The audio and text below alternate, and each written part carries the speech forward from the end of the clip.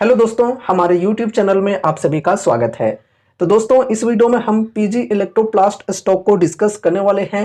काफी बड़ी खबर है इस कंपनी से रिलेटेड, वो हम अभी डिस्कस करेंगे।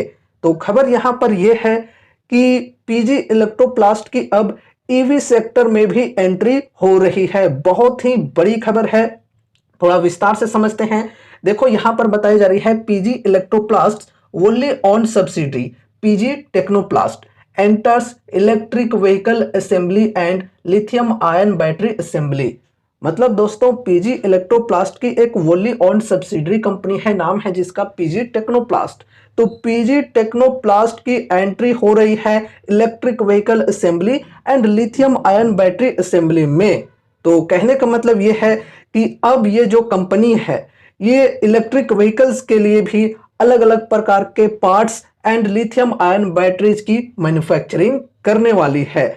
और इस अपडेट से हमें यह समझने को मिलता है कि पीजी इलेक्ट्रोप्लास्ट की जो बिजनेस है ये काफी डाइवर्सिफाई हो रही है धीरे धीरे करके।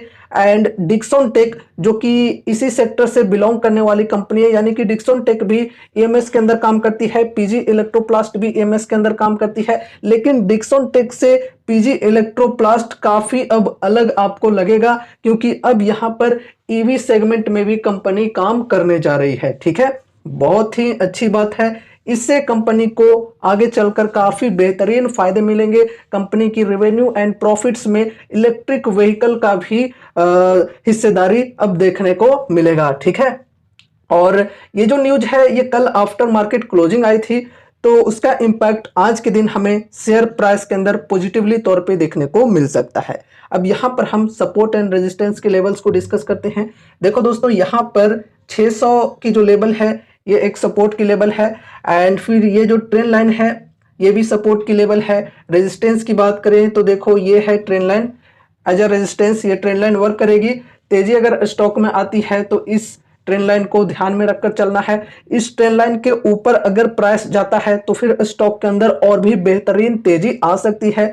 फिर हो सके तो प्राइस 1000 लेवल को भी टच कर सकता है। लेकिन हाँ, ब्रेकआउट अगर मिलती है तो बढ़िया वॉल्यूम के साथ मिलनी चाहिए, ये ध्यान में रखकर चलना है। ठीक है, अब दोस्तों, लॉन्ग टर्म इन्वेस्टमेंट के पॉइंट ऑफ व्यू से अभी यहां पर इन्वेस्टमेंट करना चाहिए या नहीं, ये समझते हैं। फर्स्ट ऑफ ऑल आपको मैं ये क्लियर करना चाहूंगा कि यहां पर जो भी चीजों के बारे में डिस्कस की जा रही हैं वो सिर्फ और सिर्फ एजुकेशनल पर्पज से की जा रही हैं। आप सभी को इस स्टॉक से रिलेटेड कोई भी बाय या सेल की कॉल टिप या रिकमेंडेशंस नहीं दी जा रही है, ये ध्यान में रखकर चलना। तो इस वीडियो को देखने के बाद अगर आपको कुछ भी इंटरेस्ट लगता है तो फिर आपको अपने तरफ से भी कुछ स्टडी एनालिसिस करनी है, या फिर अगर आपके फाइनेंशियल एडवाइजर्स हैं तो उनसे एक बार कंसल्ट जरूर से करना है कोई भी डिसीजन लेने से पहले।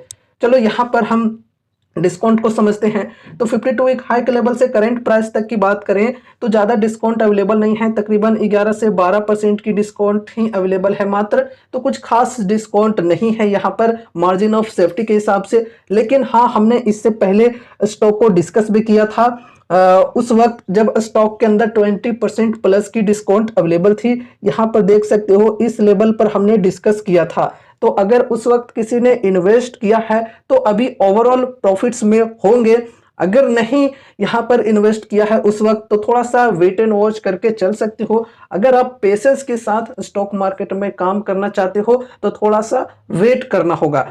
और कुछ लोग इस प्रकार से सोचते हैं कि तेरे डिस्काउंट के चक्कर में रहा तो प्राइस बहुत ही आगे निकल जाएगा। तो उनके लिए मैं यही कहना चाहूंगा कि अगर आपको ये डिस्काउंट ठीक लग रही है तो आप यहां पर भी एसआईपीज की शुरुआत कर सकते हो। पर्सनली अगर मैं अपनी बताऊं तो स्मॉल कैप्स के अंदर एटलीस्ट 20 to 25% के डिस्काउंट के साथ ही मैं इन्वेस्टमेंट की शुरुआत करता हूं, एसआईपीज की शुरुआत करता हूं। ठीक है, और इस डिस्काउंटेड प्राइस पर एक बड़ी अमाउंट लगाने से बचना है, मतलब बल्क में बाइंग नहीं करनी चाहिए। एसआईपीज की शुरुआत करनी चाहिए, एक छोटी सी अमाउंट के साथ इन्वेस्टमेंट की शुरुआत करनी चाहिए। फिर अगर गिरावटें कंटिन्यू रहती हैं तो हर 5 से 10% की डिप पर ऐड ऑन करके चलना चाहिए। ठीक है, एक चीज और कि आपको इस स्टॉक के ऊपर चाहे कितना भी भरोसा क्यों ना हो उतने ही अमाउंट्स लगाने हैं जितना कि आप रिस्क लेने को तैयार हो। ठीक है, जरूरत से ज्यादा अमाउंट्स नहीं लगा देना है। ऐसा ना हो कि आपको बहुत ज्यादा विश्वास है तो आपने अपनी पूरी जमा पूंजी सिर्फ इस एक स्टॉक के अंदर लगा दी है, तो इस गलती को करने से बचना है। ठीक है,